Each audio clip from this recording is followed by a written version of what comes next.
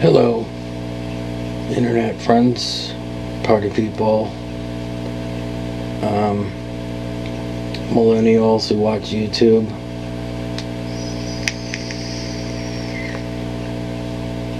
I'm going to do a video on the gray aliens that have been found in Nazca, Peru. Nazca, Peru has long been unusual because of the geoglyphs, the landing strips in Peru. When you see the landing strips on top of mountains, okay, so it's obvious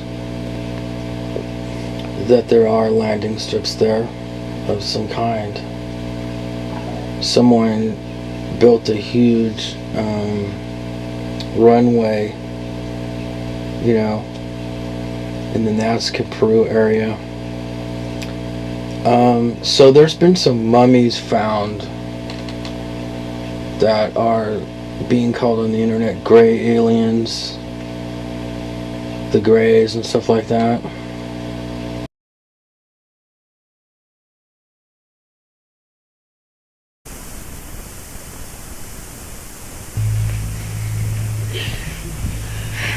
Ay, pito.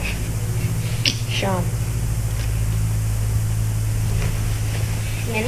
Danny, I want you to come with me right now, okay? Show me your room.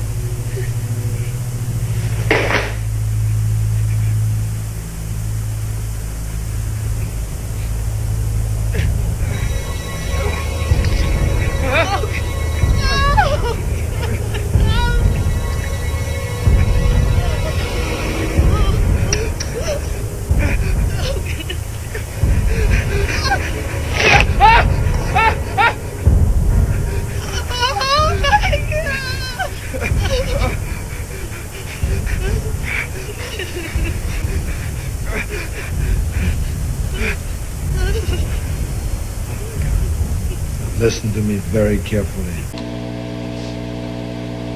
So, before the last ice age, there are these beings with elongated skulls. We have the lineage of Homo sapiens with Cro-Magnon man, Neanderthal, Denisovans,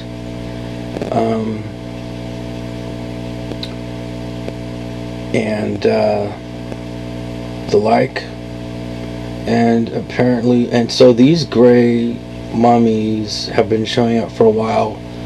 There's been hands found, skulls. There's been intact multiple bodies now of these gray mummies. They're being x-rayed, and so I found an article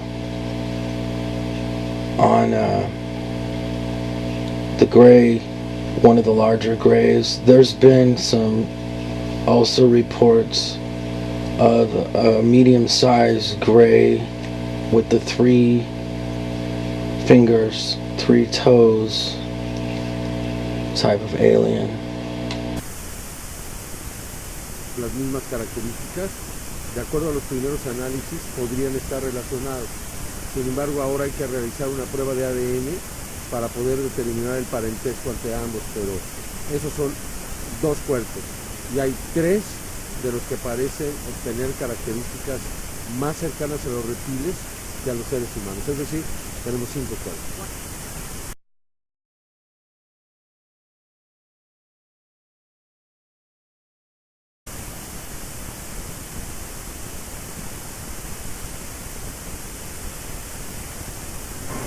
Esto viene a ser como el seno etmoidal aparentemente. Sí.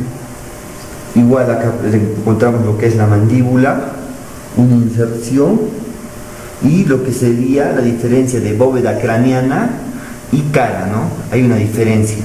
Okay. Y en esta otra imagen, que esta vendría a ser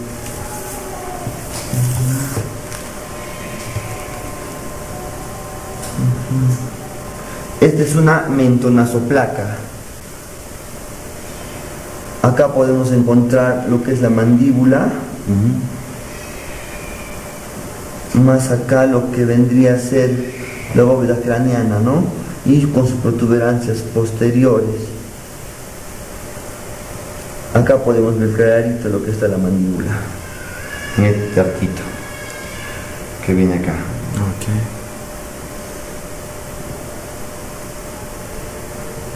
Sería. Esta es la mejor placa que tenemos. Esta ha salido completa.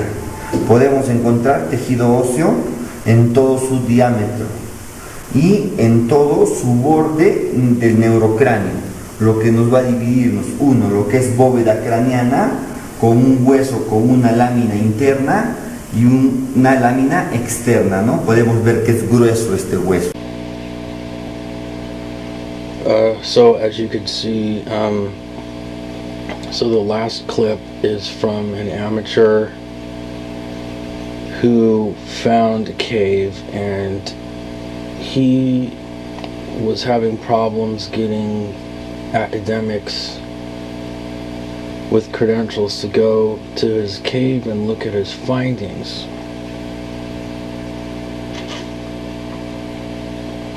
Which the lost city of Troy was found by an amateur with a copy of the Iliad and the Odyssey, and he hired his workers to go dig at a certain place, and they found the lost city of Troy.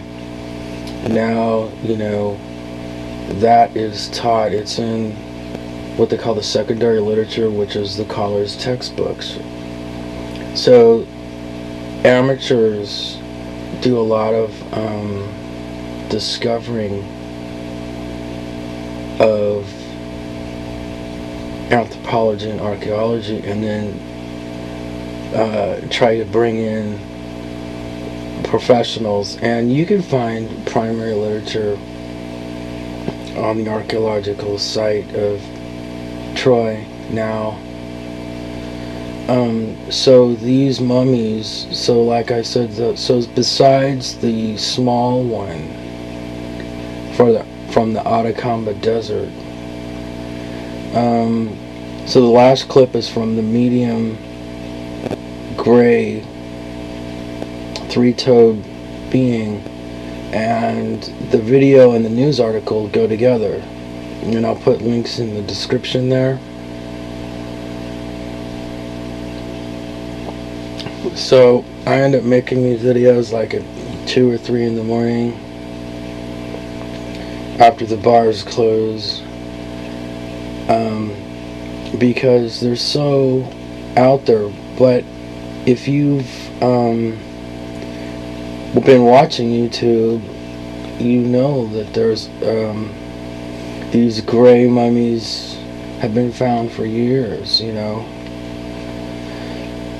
Are these aliens? They're not aliens because they're found in Earth.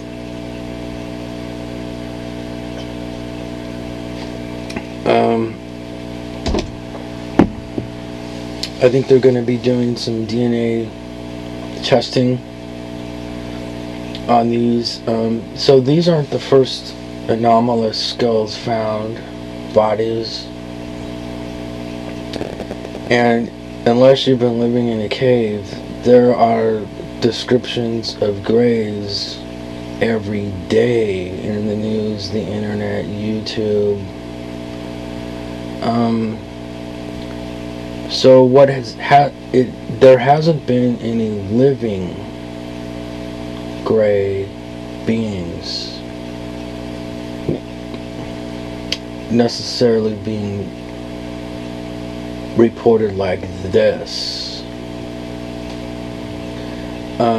Whether it's a low news cycle or that there's just so much evidence. It's like the elongated skulls. There's a few of them, and then like there's lots of them. I don't think the secondary literature has anything on elongated skulls yet, despite there being hundreds of them. So cranial deformation, putting boards on your head, is not going to make some of those elongated skull type beings, okay, obviously. So putting a board on someone's head is not going to make them turn into one of these gray beings. These gray beings have long fingers. It looks like extra digits. The cranials are different. So the Atacama desert humanoid, now there's two of them. These gray mummies, now there's several of them, right? So they're calling them aliens, so it's not confirmed, that they're alien to us, possibly before the last ice age. Wait till some of the Antarctica melt starts revealing, what was there 10, 20,000 years ago, 30,000 years ago, 100,000 years ago, million years ago, These gray mummies haven't been there for 100 years. They've been there for a lot longer.